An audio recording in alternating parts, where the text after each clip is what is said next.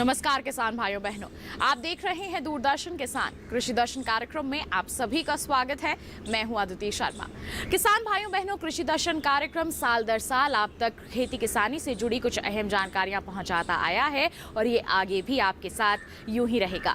आज भी हमारे इस कार्यक्रम में हमारे तीनों सेगमेंट्स हम आपके लिए लेकर आए हैं, जो है विज्ञान और किसान, कृषि स्टार्टअप और फार्मिंग इंडिया। तो इन तीनों सेगमेंट्स के जरिए हम क्या जानकारियां आप तक पहुंचाने वाले हैं, आइए जानने के लिए शुरुआत करते हैं आज के कार्यक्रम की। आइए किसान भाइयों बहनों, कार्यक्रम की शुरुआत करते हैं हमारे पहले सेगमेंट विज्ञान और किसान के साथ। बंगलुरु स्थित राष्ट्रीय कृषि कीट संसाधन ब्यूरो ने व्हाइट ग्रब को नियंत्रित करने में सफलता हासिल की है। बता दें आपको कि व्हाइट ग्रब को रूट ग्रब भी कहा जाता है और ये जड़ खाने वाली स्कार्प बीटल के अपरिपक्व चरणों की प्रकृति में बहुत ही ज्यादा विनाशकारी होती है। बता दें आपको कि ब्यूरो की सफलता से कई फसलों और खास तौर पर मूंगफली को बचाने में काफी हद तक यहाँ पर सफलता मिलेगी।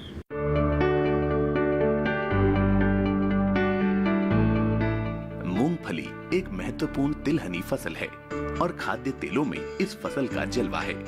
समस्या ये है कि रोपाई से लेकर भंडारण तक 100 से भी ज्यादा कीट पतंगे इसे संक्रमित करने के लिए हमेशा तैयार रहते हैं। कीटों की वजह से मूंगफली में हर साल करीब 15% का नुकसान उठाना पड़ता है। इसका मतलब ये हुआ कि हर साल कीट 16 लाख टन की फसल चट कर जाते हैं और किसानों को 2.5 करोड़ से भी ज्यादा रुपए की चपत लग जाती है। मई और जून के महीने में तो व्हाइट ग्रब्स का प्रकोप इतना बढ़ जाता है कि इसे मई जून बीटल के नाम से जाना जाने लगा है। ये ग्रब और वयस्क दोनों ही अवस्थाओं में एक पॉलीफेगस कीट है जो बागों, उनकी नर्सरी, सब्जियों, लॉन या फिर खेत में बोई फसलों को भारी नुकसान पहुंचाता है। होलोट्रिकिया कॉन्सक्विनिया रूट ग्रब की बहुत ही हानिकारक प्रजाति है जो मूंगफली को नुकसान पहुंचाती है। कभी कभी तो इसका नुकसान 100% तक पहुंच जाता है, यानी इस कीट में पूरी की पूरी फसल को नष्ट करने की क्षमता है। सफेद ग्रब चौड़े, मांसल, सफेद या भूरे रंग के होते हैं। इनका शरीर घुमावदार यानी अंग्रेजी के सी अक्षर के आकार का होता है। ये ग्रब्स हल्की मिट्टी, रेशेदार जड़ वाले पौधों और उच्च कणों वाले कार्बनिक पदार्थों को ज्यादा पसंद करते हैं। लेकिन ऐसी जगह जहाँ जमीन जल भराव वाली हो या मिट्टी ठोस हो या पथरीली हो या फिर जहाँ पेड़ पौधे कम उगते हों, इन कीटों के पनपने की ज्यादा गुंजाइश नहीं होती। एच कॉन्सक्विनिया के संग्रह फेरोमोन की पहचान मेथॉक्सीबेंजीन के रूप में की गई थी। बहुत ज्यादा अस्थिर प्रकृति की वजह से सही डिस्पेंसर अभी तक उपलब्ध नहीं है। रात के समय डिस्पेंसर के लगातार प्रतिस्थापन की जरूरत होती है, जो किसानों के लिए व्यवहारिक रूप से संभव नहीं है। किसानों की समस्या को हल करने के लिए राष्ट्रीय कृषि कीट संसाधन ब्यूरो यानी NBAIR बेंगलुरु ने मेथॉक्सीबेंजीन का एक धीमी गति से जारी नैनोजेल सूत्रण विकसित किया है। सफेद ग्रब से प्रभावित राजस्थान के क्षेत्रों में इसका सफलतापूर्वक परीक्षण किया जा चुका है। NBAIR की इस कामयाबी में अखिल भारतीय संधिपात मृदा कीट नेटवर्क परियोजना के अलावा राजस्थान कृषि अनुसंधान संस्थान दुर्गापुर और जयपुर का भरपूर सहयोग रहा। किसान भाइयों बहनों, अब कार्यक्रम में वक्त है कृषि कैलेंडर पर नजर डालने का। आज के कृषि कैलेंडर में हम आपको बताएंगे करेले की खेती के बारे में। तो फिर आइए नजर डालते हैं कृषि कैलेंडर पर और जानते हैं क्या कुछ खास है कृषि कार्यों के संदर्भ में। करेला। करेले की बुआई मार्च माह में किसान भाई कर सकते हैं। हल्की दोमट मिट्टी करेले की खेती के लिए अच्छी होती है। करेले की बुआई 2 तरीकों से की जाती है, बीज से और पौधे से। करेले की खेती के लिए 2 से 3 बीज 2.5 से 5 मीटर की दूरी पर बोने चाहिए। बीज को बोने से पहले 24 घंटे तक पानी में भिगो लेना चाहिए। इससे अंकुरण जल्दी और अच्छा होता है। नदियों के किनारे की जमीन करेले की खेती के लिए बढ़िया रहती है। तो अभी आपने जाना कि इस माह में आप किस तरह के कार्य कर सकते हैं खेती किसानी में। इसी के साथ कार्यक्रम में वक्त हो चला है एक छोटे से ब्रेक का। आप कहीं मत जाइए, हम जल्द ही हाजिर होंगे। बने रहिए दूरदर्शन किसान पर और देखते रहिए हमारा कार्यक्रम कृषि दर्शन।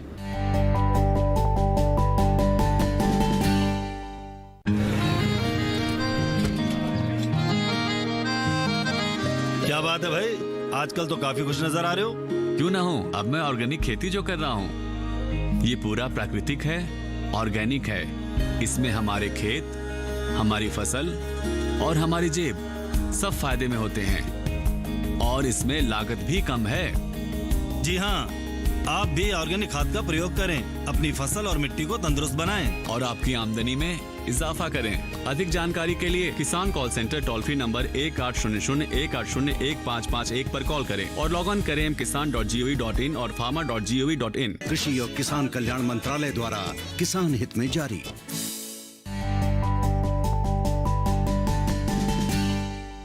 ब्रेक के बाद आप सभी का फिर से स्वागत है कार्यक्रम कृषि दर्शन में। आइए अब कार्यक्रम में नजर डालते हैं कृषि स्टार्टअप सेगमेंट पर। कहते हैं दिलों में अगर हौसला हो तो बंजर भूमि पर भी फूल खिलाया जा सकता है और ऐसा ही कुछ कर दिखाया है पद्मश्री पुरस्कार से सम्मानित पिता और पुत्री राधा मोहन और साबरमती ने। बता दें आपको कि इन्होंने बंजर पड़ी भूमि को हरे भरे जंगल में तब्दील कर दिया है और हमारे जो अन्य किसान हैं उनके लिए प्रेरणा का स्रोत बन गए हैं।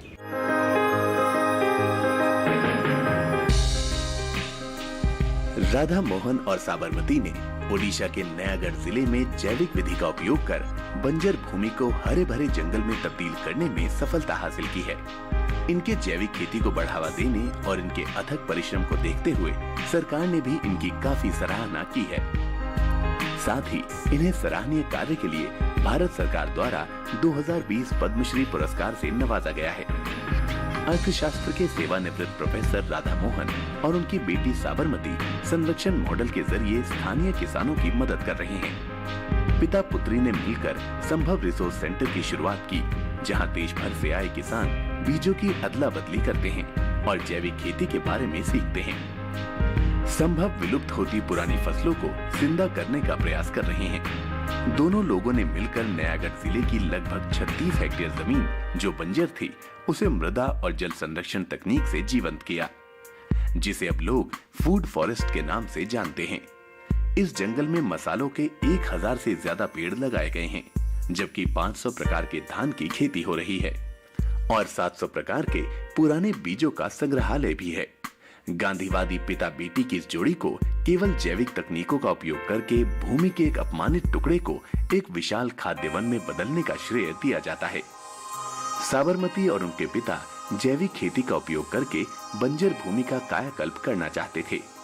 1988 में उन्होंने चेतावनी के बावजूद नयागढ़ जिले ओडिशा के अंदरूनी हिस्सों में भूमि का एक टुकड़ा खरीदा। उन्होंने आज उस 1 एकड़ भूमि को एक 90 एकड़ के जंगल में बदल दिया है। साथ ही मिट्टी और जल संरक्षण विधियों का उपयोग करके ये उपलब्धि हासिल की गई है। राधा मोहन और साबरमती ने जैविक खेती के गुणों को समझकर इस विधि द्वारा खेती कर सफलता हासिल की है। उन्होंने न सिर्फ जैविक खेती से खेती करने पर जोर दिया, बल्कि आसपास के किसानों को जैविक विधि के बारे में जानकारी भी दी और कृषकों को जैविक विधि की ओर आकर्षित भी किया। अथक परिश्रम के बलबूते पिता पुत्री की जोड़ी ने एक बेजान सूखे पड़े बंजर भूमि में जान डाल दी और उसे हरे भरे जंगल में तब्दील कर दिया। अपनी कड़ी मेहनत की बदौलत ये जोड़ी खेती के क्षेत्र में एक मिसाल के तौर पर पहचानी जाने लगी है। जैविक खेती में इनके योगदान को देखते हुए भारत सरकार ने इन्हें कृषि के क्षेत्र में सफलता हासिल करने के लिए पद्मश्री पुरस्कार से सम्मानित किया है।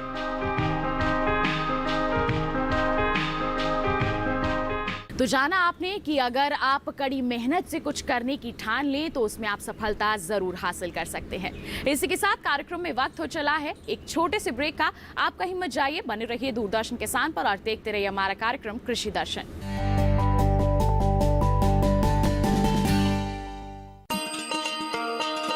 किसान भाइयों गांठ बांध लो, गांठ बांध लो, बात बहुत है काम की, समृद्धि के पैगाम की।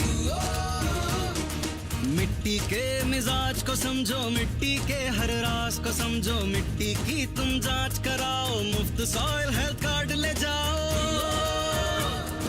कभी मुनासिब बीज लगाओ, सही किस्म की खाद ले आओ, जितनी जरूरी उतनी डालो, सही मात्रा खुद पहचानो, इसको अपना मंत्र बना लो, मिट्टी की सेहत को जानो। बात बहुत है काम की, कम लागत अधिक वरदान की। किसान भाइयों गांठ बांध लो, आज ही मिट्टी की जांच कराएं। राज्य सरकार के कृषि अधिकारी से संपर्क करें और मुफ्त में सॉइल हेल्थ कार्ड पाएं। कृषि और किसान कल्याण मंत्रालय द्वारा किसान हित में जारी। ब्रेक के बाद दूरदर्शन किसान के कार्यक्रम कृषि दर्शन में आप सभी का फिर से स्वागत है। आइए अब कार्यक्रम में देखते हैं फार्मिंग इंडिया सेगमेंट। कृषि के क्षेत्र में विकास और विस्तार के लिए हमारी सरकार लगातार प्रयास कर रही है और नई नई योजनाएं बनाई जा रही हैं। कई महत्वपूर्ण कदम भी उठाए जा रहे हैं। किस तरह से इस दिशा में कार्य किया जा रहा है, इसके बारे में क्या ज्यादा जानकारी दी रानी लक्ष्मीबाई केंद्रीय विश्वविद्यालय के कुलपति ने हमारे सहयोगी सौरभ शर्मा को। आइए दिखाते हैं आपको।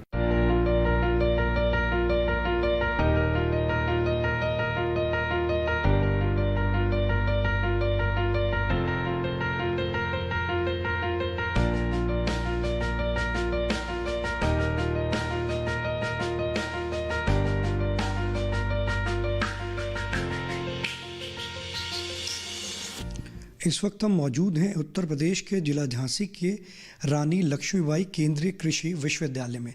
हमारे साथ मौजूद हैं कुलपति डॉक्टर अरविंद कुमार जी। सर, आपका बहुत बहुत स्वागत है। नमस्कार सर, इस विश्वविद्यालय की स्थापना कब हुई? रानी लक्ष्मीबाई केंद्रीय कृषि विश्वविद्यालय की स्थापना वर्ष 2014 में एक राष्ट्रीय महत्व की संस्था के रूप में की गई और इसको संसद द्वारा पारित अधिनियम के अंतर्गत बनाया गया है। और इसको बुंदेलखंड में, क्योंकि आप सभी जानते हैं कि बुंदेलखंड अभावग्रस्त क्षेत्र है, इसीलिए झांसी में बुंदेलखंड क्षेत्र में जो आता है इस विश्वविद्यालय को स्थापित किया गया।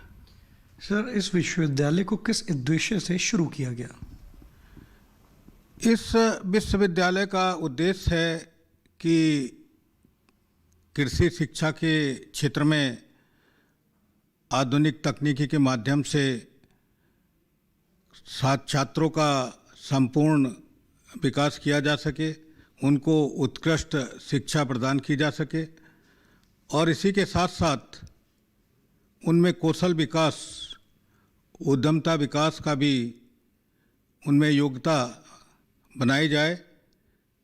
इसी के अलावा कृषि शिक्षा के अलावा उन्नत शोध और प्रसार शिक्षा के कार्यक्रमों से भी नवीन तकनीकी का हस्तांतरण कृषकों को और अन्य स्टेक होल्डर्स को करना है। ये जो विश्वविद्यालय है अपने शिक्षण के क्षेत्र में तो उत्कृष्ट कार्य कर ही रहा है, लेकिन अपने शोध एवं प्रसार शिक्षा के कार्यक्रमों के द्वारा भी किसानों के खेतों पर जाकर उन्नत तकनीकी का हस्तांतरण समय समय पर करता रहता है। यहाँ पर वर्तमान में बीएससी ऑनर्स कृषि, बीएससी ऑनर्स उद्यानिकी तथा बीएससी ऑनर्स बागवानी, ये तीन हमारे उद्यानिकी एवं बागवानी एक हमारा कॉलेज है और दूसरा कॉलेज है कृषि। दो कॉलेज के अंतर्गत तीन हम डिग्री प्रोग्राम, जैसे मैंने अभी बताया, बीएससी ऑनर्स कृषि, बीएससी ऑनर्स उद्यानिकी और बीएससी ऑनर्स वानिकी, ये तीन कार्यक्रम हम चला रहे हैं।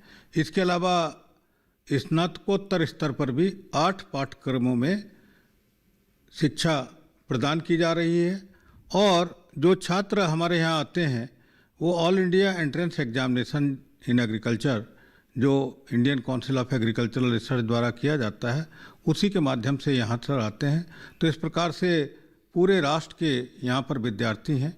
आज भी हमारे यहाँ 22 राज्यों के छात्र अध्ययन कर रहे हैं और उनको एक संपूर्ण व्यक्तित्व विकास यहाँ पर कराया जाता है, जिससे कि वो एक कॉन्फिडेंस के साथ में आगे का अपना शिक्षा ले सकें और जो भी क्षेत्र में जाएं वो संपूर्ण उनमें व्यक्तित्व का विकास किया जा सके।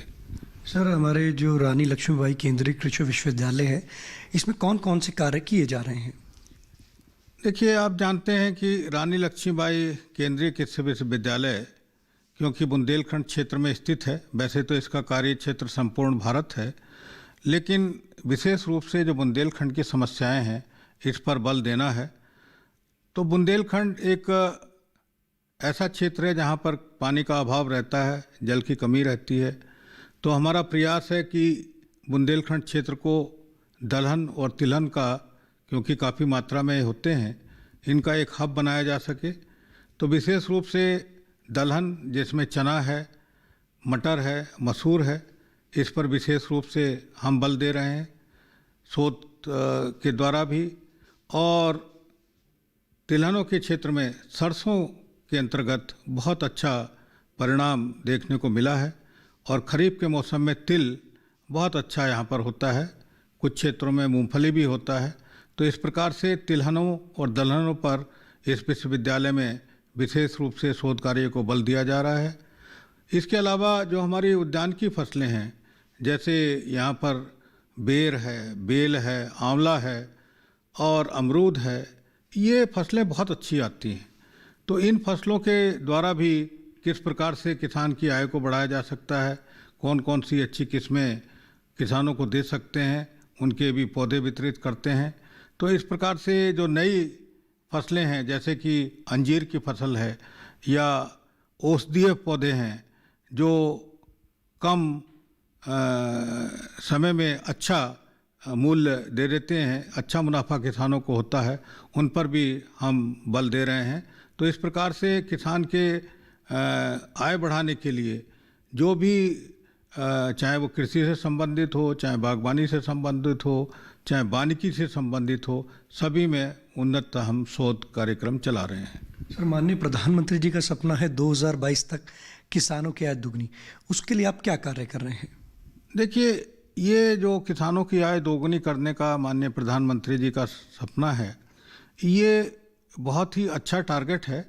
और किसानों की आय बढ़ाने के लिए सबसे पहले तो ज़रूरी होगा कि उन्हें उन्नत तकनीकी का ज्ञान प्राप्त किया जा सके, प्राप्त हो सके। इसके लिए प्रसार शिक्षा कार्यक्रमों के माध्यम से, डेमोन्स्ट्रेशंस के माध्यम से या प्रसार साहित्य के माध्यम से हम समय समय पर अवगत कराते रहते हैं।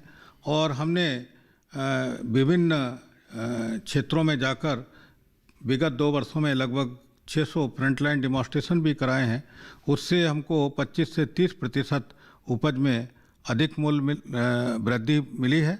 और इसके अलावा जो प्रसार शिक्षा के साथ साथ हमारा प्रयास ये रहता है किस प्रकार से मार्केट से उनको जोड़ा जाए, किस प्रकार से उनको एक उद्यमता विकास के संबंध में बताया जाए, उद्यमी बनाया जाए और कौशल विकास के समय समय पर प्रशिक्षण दिए जाएं। तो ये सारे कार्यक्रम हम करते हैं। आज आवश्यकता इस बात की है कि किसान भाई अच्छा तो उत्पादन कर ही रहे हैं, लेकिन उसके साथ साथ नवीन तकनीकी को अगर समावेश हो सके, नवाचार का समावेश हो सके और उनको अच्छा मूल्य मिल सके, अच्छा मूल्य संवर्धन कर सकें, तो और अधिक उनकी आय में बढ़ोतरी होगी।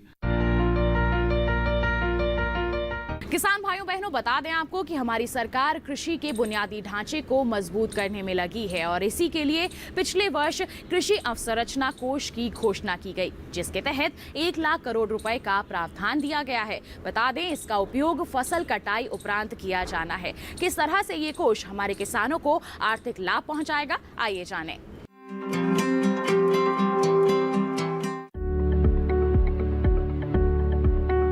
कृषि क्षेत्र को बेहतर बनाने के लिए अवसंरचना यानी बुनियादी ढांचा बहुत ही महत्वपूर्ण है। सरकार कटाई उपरांत प्रबंधन तंत्र को मजबूत कर रही है। इसके लिए लॉकडाउन के दौरान वित्त मंत्री ने 1 लाख करोड़ रुपए के कृषि अवसंरचना कोष का ऐलान किया था। ये रकम बैंकों और वित्तीय संस्थानों के माध्यम से ऋण के तौर पर दी जानी है। आम किसानों के अलावा प्राथमिक कृषि ऋण सोसाइटी, विपणन सहकारिता सोसाइटी, कृषि उत्पादक संगठन, स्वयं सहायता समूह, बहुउद्देशीय सहकारिता सोसाइटी, कृषि उद्यम और स्टार्टअप इसके माध्यम से ऋण ले सकते हैं। 2 करोड़ तक के कर्ज पर ब्याज में 3% तक की छूट का प्रावधान किया गया है। ये योजना फिलहाल 10 साल के लिए है, यानी 2020-21 से 2029-30 तक 1 लाख करोड़ की रकम 4 साल में जारी की जाएगी। पहले साल 10,000 करोड़ रुपए और फिर अगले 3 वित्तीय वर्षों में 30-30 हजार करोड़ रुपए। भारत की 58% जनसंख्या की रोजी रोटी का दारोमदार कृषि और उससे जुड़े व्यवसायों पर है।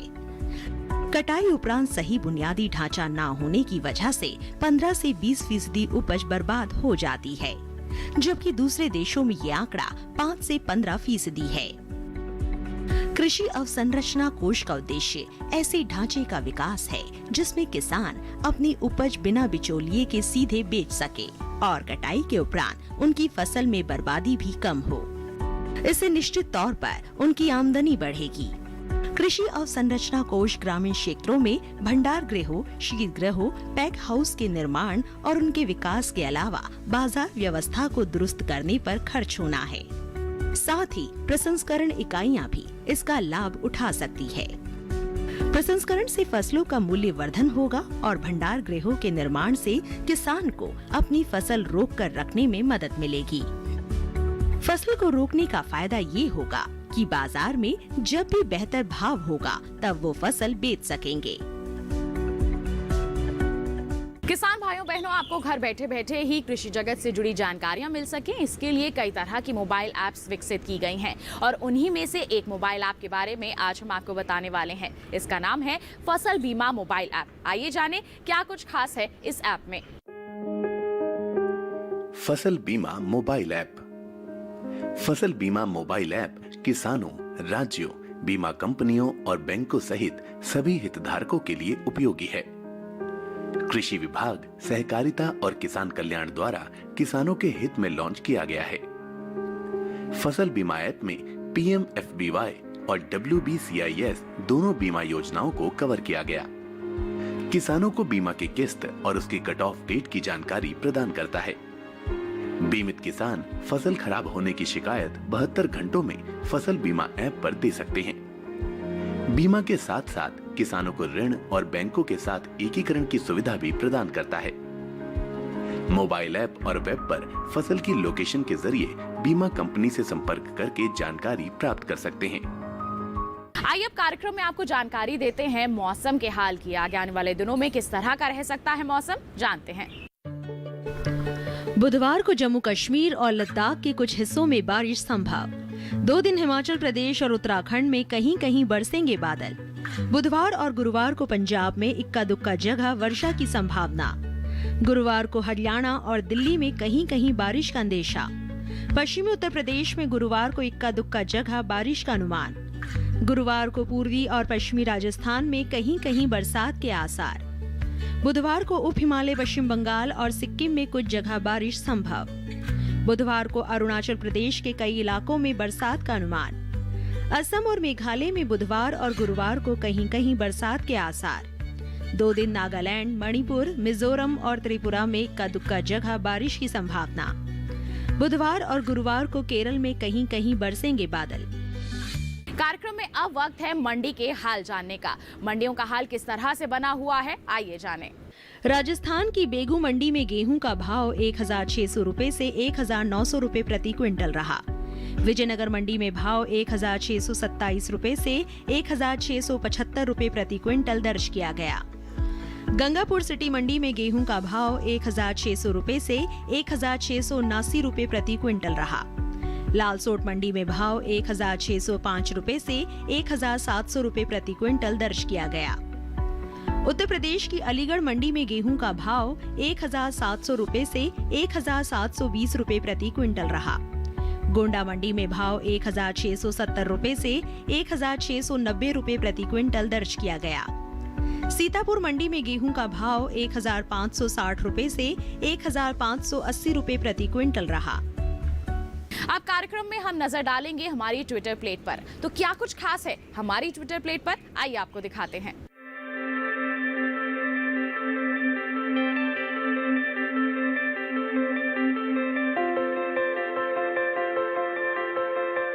तो किसान भाइयों बहनों, ये था हमारा आज का कार्यक्रम कृषि दर्शन। हम उम्मीद करते हैं आज के कार्यक्रम में जो भी जानकारियां आप तक पहुंचाई गई हैं उससे आप जरूर लाभ लेंगे।